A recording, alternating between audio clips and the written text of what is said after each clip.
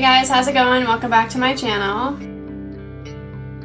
My name's Alyssa and I build Lego sets. So every week on my Instagram story, I post polls and let you guys vote on which set I'll be building next. So last week's was Mandalorian Starship. Build that one. And so this week I thought I would do the one that lost from last week. So this one is the new movie Lightyear, Buzz Lightyear, his spaceship. So we're gonna get started on that one. So we'll start off with the minifigures. Looks like Buzz is first.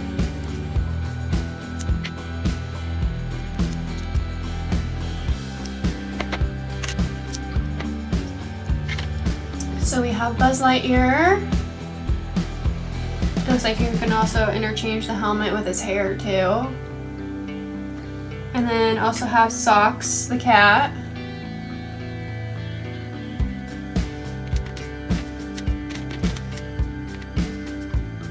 So a little bit about this set. This is set number 76832. This one came out April of 2022, so about 2 years old. Has 497 pieces in it, be about 5 parts altogether.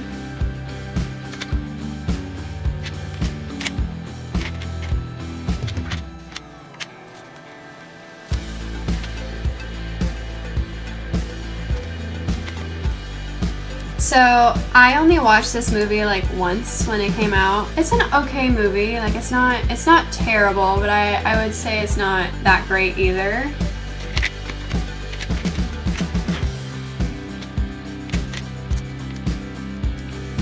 But I am definitely a really big Toy Story fan.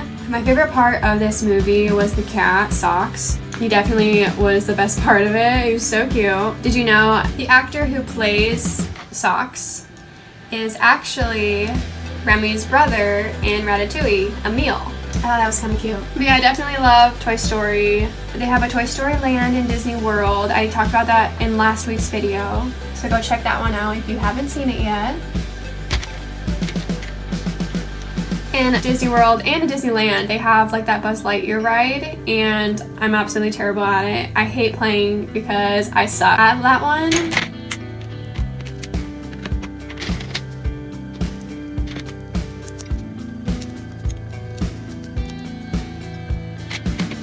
But yeah, I kind of grew up watching Toy Story. Like, I think that I'm around the same age as Andy in the movies. I might be a little younger, actually. I was definitely not the hugest fan of Bonnie when they changed it from Andy to Bonnie, and like all the toys now had Bonnie on the foot and everything. But it definitely grew on me. I think the fourth one is like one of my favorite ones now. It makes me cry every time at the end, and how Woody ends up and he ends up leaving.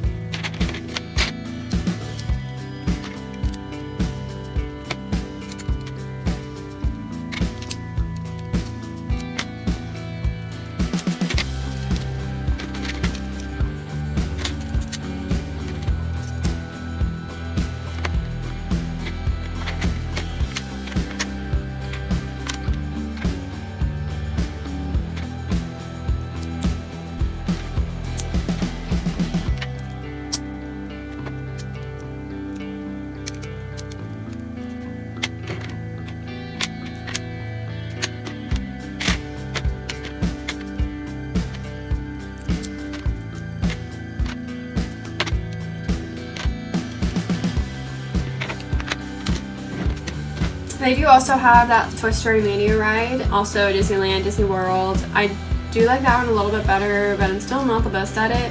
But the line for Toy Story Mania in Disney World is so cute. They have everything, like all these retro games that are super large because you're like, it's as if you're like a toy. So something I forgot to mention in last week's video about the restaurant that's in Disney World, the barbecue place.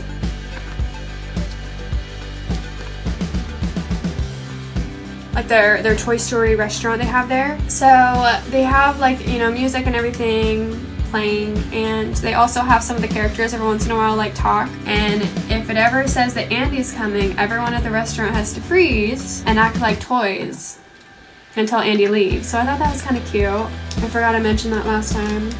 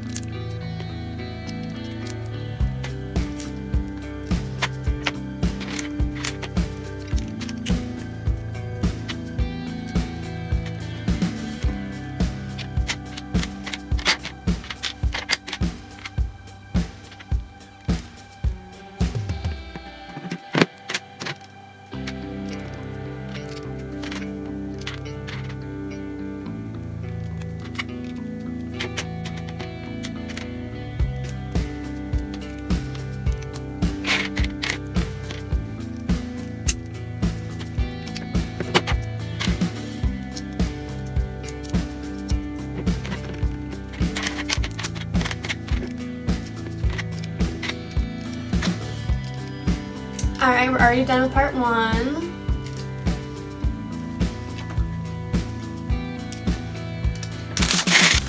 So continuing the trend of what I've been talking about in my past couple videos. So first it was Magic Kingdom, and then last week's was Hollywood Studios.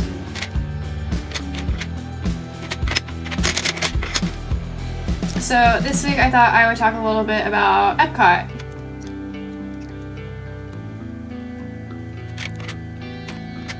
So I think Epcot might be my favorite park just because a few of my favorite rides are in that park. So a couple years ago they opened up the Guardians of the Galaxy ride there, and that is an absolutely fantastic ride, but you have to get a good song on the ride, otherwise it kind of sucks. They kind of rotate between, I think it's like 5 or 6 different songs.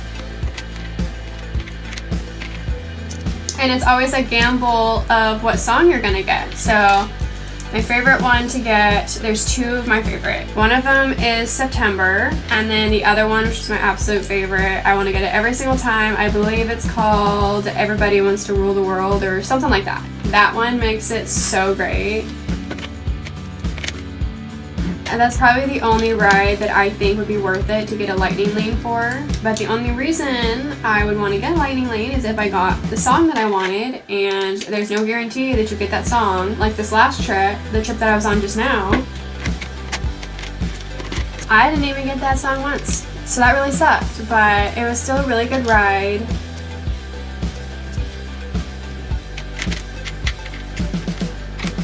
So my second favorite ride is the Tron ride. So that's in Magic Kingdom, which I already talked about. But my third favorite is also in Epcot. And that one is the Ratatouille ride. I think I've talked about it a little bit before in my past videos, but it's such a cute little ride. And of course, it's all the way on the other side of the park. So if you've never been to Epcot, it's kind of shaped like a figure 8, basically. So like on the lower half of like the figure 8 is like the World Showcase, and that's where you basically drink around the world and you see all that. And in the middle of that is a lake basically, so you can't walk through the middle. So you do the most walking in all the parks in this park. I think it said if you go all the way around, it's like 1.4 miles or something like that. And of course the Ratatouille ride is on the opposite side of the park of where all the other rides are, because it is part of the World Showcase, and like that part just happens to be all the way on the other side. So that really sucks. The line is also always really long because it's such a great ride and it's kind of new, so a lot of people haven't done it before. Of course, the damn lightning lane makes that ride go so much longer. When I was in line for that ride, there were so many kids this time, like high schoolers, doing like competitions and things like that, and stuck behind a bunch of high school girls. So it's kind of annoying, but it's whatever. And then when I got up to the front of the line, I finally was about to go on it. Someone like dropped something in the ride, so they had to like stop our lane and have us go to like the other side. And of course I lost my spot, so I had to get in the back again, which was so annoying after waiting so long. And then it broke down multiple times while I was on that ride. So that day I was just kind of out of luck. But overall, it's definitely such a great ride. Also in Epcot they have a Frozen ride, which is really cute. I wasn't able to go on the Frozen ride though because it was just always so long for the wait time for it. It just didn't make it worth it the whole time I was there, which sucks. But so in Epcot, that's also where they have Thrown Over California or Thrown Over the World, depending on what version they have up at the time. And right next to it is like Living with the Land. And so if you don't know what that is, it's basically like Disney kind of grows their own food and does things like that. And they are farming their own like fish and things like that. And you could just kind of get to see what they're making. And sometimes it tells you like what restaurant in the park has the food that they're growing basically.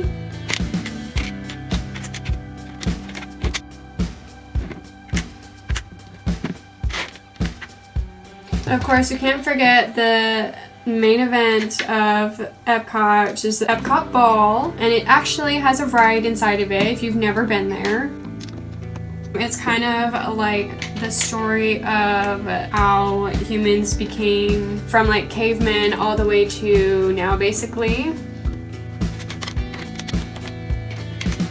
I also just can't believe how much they're able to fit inside of that ball. It doesn't look that big. They fit a lot of stuff in there. And then there is Figment and that whole ride, which I am not a fan of Figment.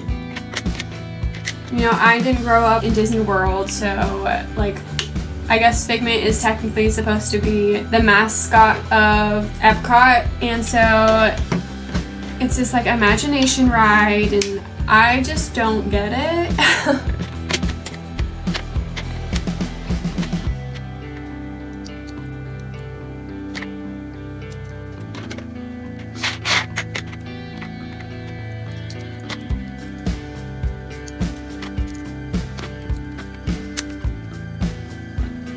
Alright, we're done with part 2.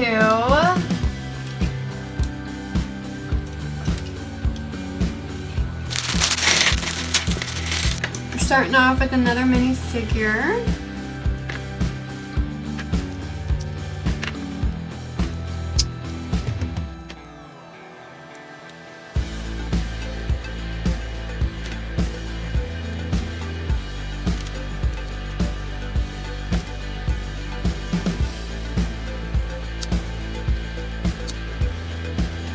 Here's our second minifigure.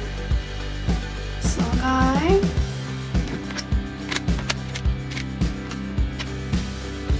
So of course Epcot is also very much known for Drinking Around the World and their World Showcase. The World Showcase is basically the bottom part of the figure 8, like I said, and all the different countries have the different spot, and whether they have like a restaurant, bar, ride, there's something in each of them. And in every single place that you're at, the workers are actually from those places. So if you're you know in Mexico, all the workers are from Mexico, and I actually don't know if they're all of them, but I know that like a lot of them, or at least majority, are. So you get like the most authentic experience, I guess. I think that's really cool though.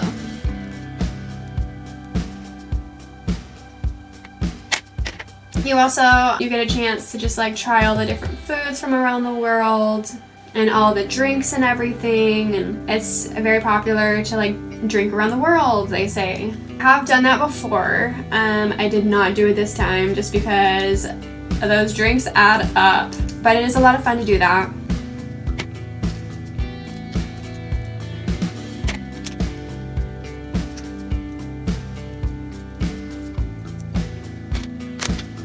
But yeah, they do have some pretty amazing food there. And something that like, not even part of the World Showcase, but just like kind of talking about food. They have this place called the Coral Reef Restaurant, and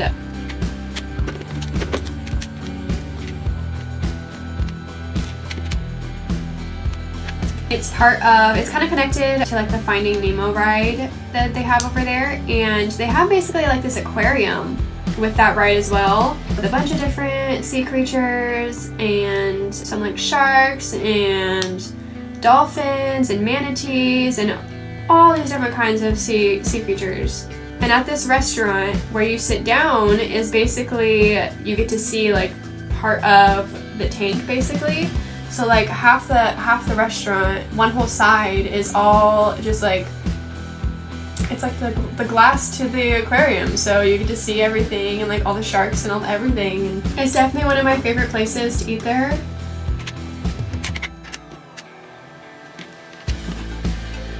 They also have a new restaurant slash bar called Space 220, and it's connected to another one of their rides. It's basically, the ride is like a simulation of going up in space. They have two different versions. One you go to Mars and one you go to the moon. One is obviously harder than the other.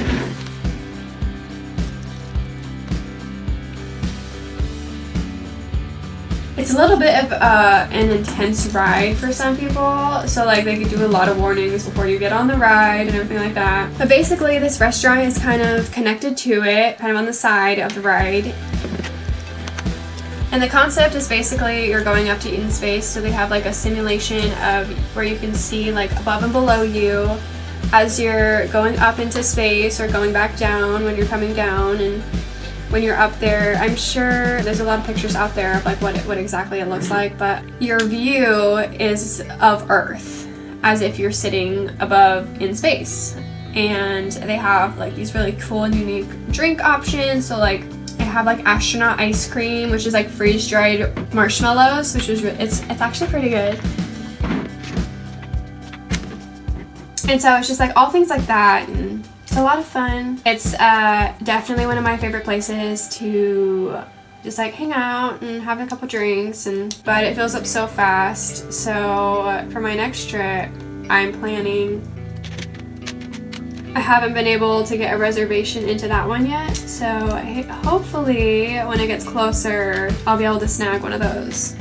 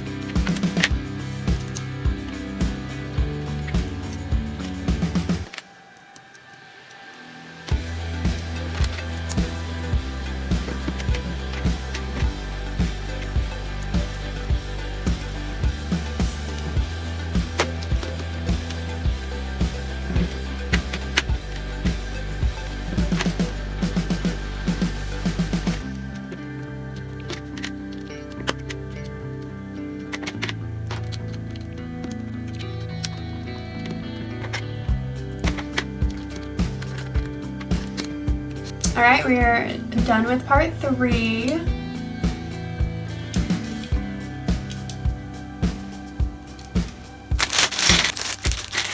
Alright, we are on to our next minifigure. This one has quite a few minifigures in it.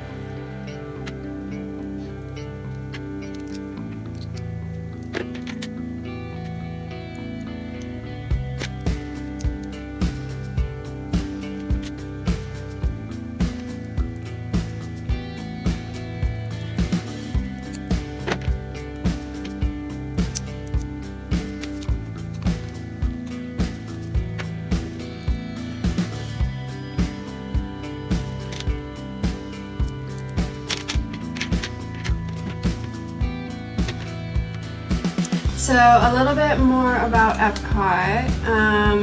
So in every one of the parks if you go to in Disney World, there's at least one Starbucks in all of them. And the one in Epcot is by far my favorite. Like, it's just definitely the biggest, and they're always so busy.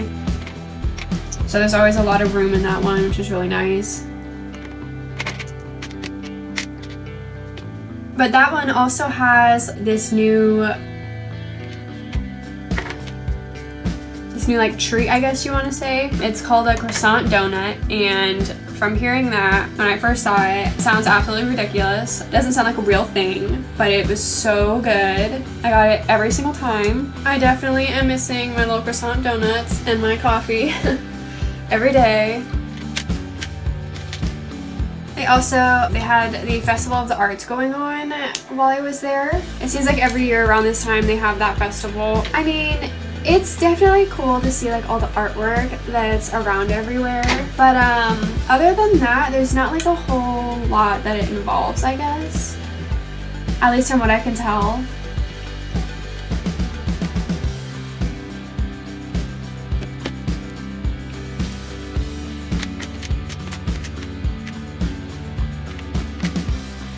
They also had their own like fireworks show. So I actually did a dining package with this one, and I am so glad that I did. It was with Morocco, and you got to sit in the restaurant, and it faces the water.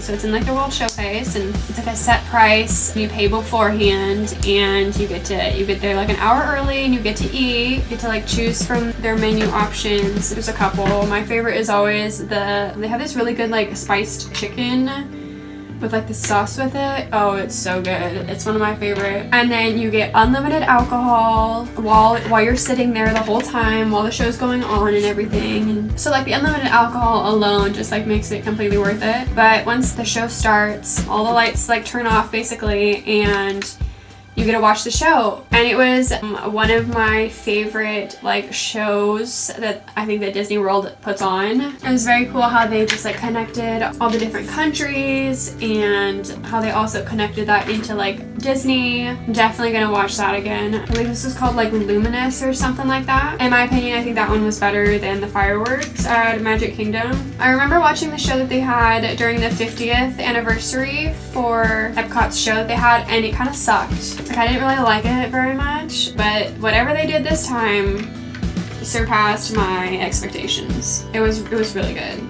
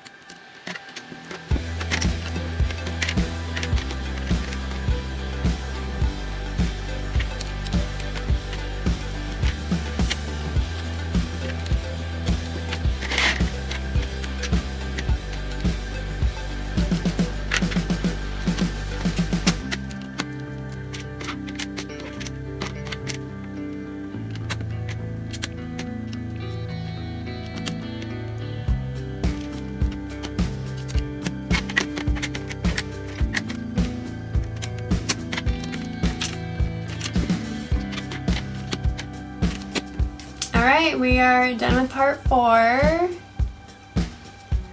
We have one more part to go. Not too bad.